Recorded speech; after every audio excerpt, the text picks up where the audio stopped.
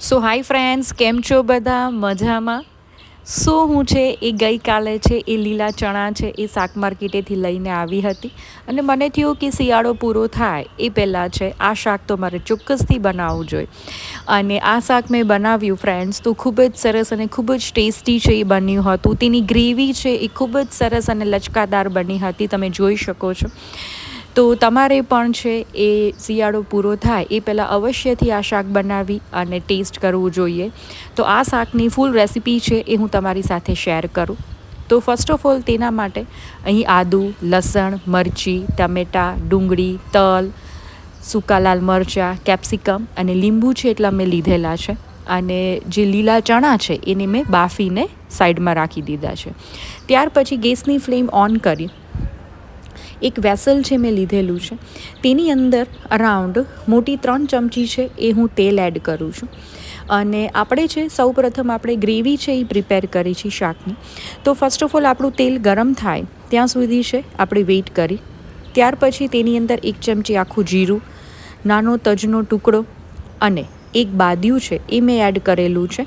અને ત્યાર પછી છે તેની અંદર છે હું સૂકા લાલ 2 મરચાં છે એને હું વચ્ચેથી સ્લીટ કરી અને એડ કરી દઉં છું.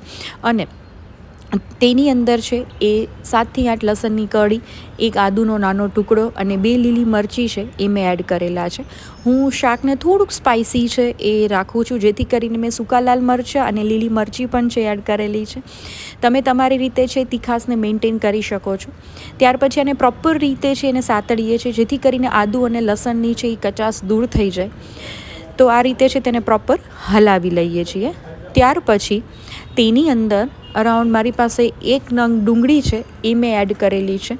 તો તેને પણ છે એ આપણે પ્રોપર રીતે છે એ મિક્સ કરી અને હલાવી દઈએ છીએ. ડુંગળી છે એ આપણી લાઇટ બ્રાઉન કલરની થાય ત્યાં સુધી છે આપણે તેને સોતે કરીએ છીએ. તો ફ્રેન્ડ્સ, આ શાક છે એ ખૂબ જ સરસ બનતું હોય છે. ઇવન રોટલા અને ગરમ ગરમ રોટલી સાથે છે એ મોસ્ટ ઓફ આ શાક છે એ સર્વ થતું હોય છે અને ખૂબ જ સરસ છે એ બનીને તૈયાર થતું હોય છે. ત્યાર પછી તેની અંદર 2 ચમચી તલ છે એ મેં એડ કર્યા છે અને તેને પણ છે આ રીતે આપણે પ્રોપર રીતે છે એ હલાવી અને મિક્સ કરી દઈએ છીએ. ને પ્રોપર છે એ મિક્સ કરી અને હલાવી દઈએ છીએ. અને ગેસની ફ્લેમ છે એ લો રાખી છે, જેથી કરીને આપણા તલ છે એ ઉડે નહીં અને પ્રોપર રીતે છે તેને સતરાય. જો તમે જોઈ શકો છો કે તલ છે થોડાક લાઇટ બ્રાઉન કલરના થઈ ગયા છે. આ સ્ટેજે તેની અંદર મેં અહીં 3 મોટી ચમચી છે એ કેપ્સિકમ એડ કરેલા છે. તેને પણ પ્રોપર રીતે છે આપણે મિક્સ કરી અને હલાવી દઈએ છીએ અને સોતે કરી લઈએ છીએ. તલ એડ કરવાનું એ કારણ છે કે તલ જ્યારે તમે એડ કરો છો ત્યારે શાકની થિકનેસ છે એ વધે છે અને શાકની ગ્રેવી છે એ ખૂબ જ સરસ બનીને તૈયાર થાય છે. તમારે તલના જગ્યાએ ચણાનો લોટ પણ એડ કરવો હોય તો તમે કરી શકો છો. ત્યાર પછી નિમક છે એ સ્વાદ પ્રમાણે આપણે નિમક એડ કરી દઈએ છીએ. અને લાલ મરચું પાવડર પણ આપણે 1 થી 1.5 ચમચી લાલ મરચું પાવડર છે એ એડ કરી દઈએ છીએ અને પ્રોપર રીતે છે તેને મિક્સ કરી લઈએ છીએ. તો ફ્રેન્ડ્સ, આવા સિઝનલ શાક છે એ તમે કયા કયા ઘરે બનાવતા હોય છો અને તમે કયા સિટીમાંથી છે એ મારી રેસિપી જોતા હોય છો તે મને ચોક્કસથી કોમેન્ટ સેક્શનમાં જણાવજો. ત્યાર પછી અહીં મારી પાસે એક રફલી ચોક ટમેટો છે એ મેં એડ કરેલું છે અને તેને પણ છે આપણે પ્રોપર રીતે છે મિક્સ થાય ત્યાં સુધી સાતરી લઈએ છીએ. મીનવાઇલ આપણે એન્ડ ટાઈમ આની ગ્રેવી જ પ્રિપેર કરવાની છે, એટલે આપણે તેને પ્રોપર રીતે છે તેને સાતરી દઈએ છીએ. હવે ત્યાર પછી તેની અંદર હું અડધા ગ્લાસ જેટલું છે એ હું પાણી એડ કરું છું, જેથી કરીને આપણા મસાલા છે એ બળી ના જાય અને પ્રોપર રીતે છે તેની થિકનેસવાળી ગ્રેવી છે એ આપણી તૈયાર થાય. પાણી એડ કર્યા પછી પણ મિનિમમ તેને 3 થી 4 મિનિટ છે તેને આપણે થવા દઈએ છીએ, જેથી કરીને આપણા બધા જ શાકભાજી છે, ટમેટું, ડુંગળી અને કેપ્સિકમ છે એ આ રીતે ચડી જાય અને તેને પ્રેસ કરતું જઈએ છીએ અને આપણે દબાવતા જઈએ છીએ. જો તમારી ઘરે ગેસ્ટ આવવાના હોય તો તમે ગ્રેવી છે એ પહેલેથી પ્રિપેર કરીને પણ રાખી શકો છો. ત્યાર પછી તેને મિક્સરની જારમાં એડ કરી મેં તેને છે એ ગ્રાઇન્ડ કરી અને પ્રોપર તેની પ્યુરી કરી લીધેલી છે. ફરીથી એક બીજા વેસલમાં છે એ આપણે અરાઉન્ડ મોટી 10 ચમચી જેટલું છે એ આપણે તેલ એડ કરી છે. આ શાકમાં છે થોડોક તેલનો વધારે પડતો ઉપયોગ થતો હોય છે તો જ તેનો ટેસ્ટ છે એ સારો આવતો હોય છે.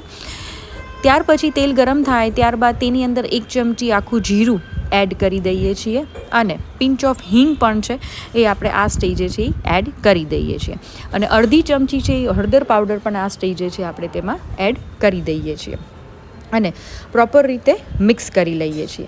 હવે આની અંદર છે જે આપણે ગ્રેવી પ્રિપેર કરેલી છે તેને આપણે એડ કરી દઈએ છીએ અને તમે જોઈ શકો છો કે મારી ગ્રેવી છે એ ખૂબ જ સરસ અને એકદમ સ્મૂથ છે એ પેસ્ટ મેં તૈયાર કરેલી છે. તમારે અધકચરી પેસ્ટ નથી કરવાની, તમારે પ્યોર અને એકદમ સ્મૂથ પેસ્ટ જ તમારે તૈયાર કરવાની છે. તમે જોઈ શકો છો કે આપણી ગ્રેવી છે એ આપણે એમાં એડ કરી દીધી છે અને તેને પ્રોપર રીતે છે હલાવી દઈએ છીએ અને મિક્સર જારમાં પાણી એડ કરી અને ફરીથી તેને ગ્રેવીને હલાવતા જઈએ છીએ અને મિક્સ કરતા જઈએ છીએ. તો ફ્રેન્ડ્સ, આ આપણી ગ્રેવી છે તેમાં તેલ છૂટે ત્યાં સુધી છે તેને કમ્પલસરી આપણે સાતળીએ છીએ. ત્યાર પછી તેની અંદર ફરીથી લાલ મરચું પાવડર અને 1 ચમચી ધાણા જીરું પાવડર પણ એડ કરી તેને પ્રોપર રીતે છે તેને સાતળી દઈએ છીએ અને હલાવી દઈએ છીએ. હવે તેની અંદર છે એ પ્રોપર બધા મસાલા છે ભળી જાય ત્યાં સુધી છે તેને પ્રોપર રીતે છે આપણે કૂક કરી દઈએ છીએ.